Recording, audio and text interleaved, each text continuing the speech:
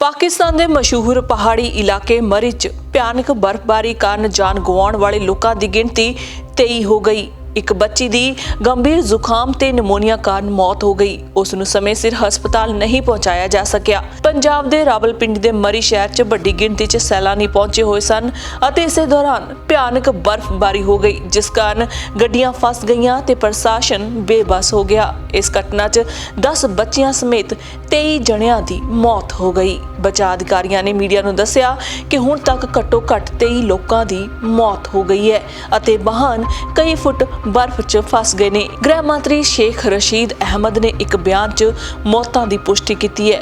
मंत्री ने कहा है कि हालात नूं सिर्फ कुदरती आफत कहा जा सकता है अते इस खेतर च बहुत ज्यादा बर्फबारी हुई है। उन्होंने कहा कि बर्फबारी कारण कारां मरे नहीं जा सकियां तो लोगों ने पैदल ही चलना शुरू कर दिता अते वो बर्फबारी कारण चल नहीं सके। मंत्री अनुसार मौतों का कारण साह रुकना है। प्रधानमंत्री के सहयोगी शहबाज गिल ने कहा कि जदों भारी बर्फबारी होण लगी तो लोगों ने अपनियां कारां सड़कों ते छड़ दित्तियां अते होटलों च चले गए, जिस कारण आवाजाही जाम हो गई। सूचना ते प्रसारण मंत्री फवाद चौधरी ने कहा कि अणकियासी बर्फबारी ते रिकॉर्ड गिनती च सैलानी पहुंचण कारण स्थानक प्रशासन लई हालात संभालने संभव हो गए। उन्होंने कहा कि मौसम ठीक होने की उड़ीक की जा रही है तां जो राहत ते बचाव कार्य चलाए जा सकन।